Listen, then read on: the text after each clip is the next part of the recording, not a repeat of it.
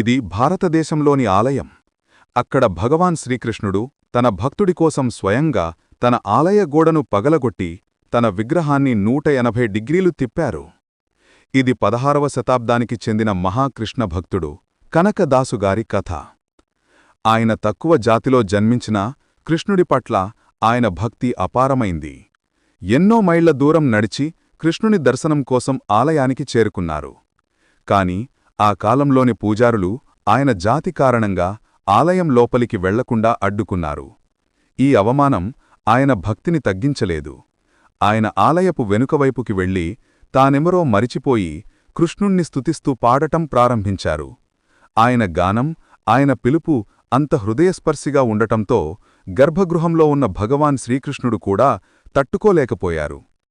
అప్పుడు అద్భుతం జరిగింది. ఆలయపు వెనుక గోడ పగిలిపోయింది. కృష్ణుని విగ్రహం పడమరవైపుకు తిరిగింది. వస్తే తన ప్రియభక్తుడు కనకదాసుడు ఆయన దర్శనం పొందగలిగేలా. ఈ అద్భుత స్థలం కర్ణాటకలోని ప్రసిద్ధ ఉడుపి శ్రీకృష్ణ మఠం. ఇక్కడ ఒక ప్రత్యేక ఆచారం ఉంది.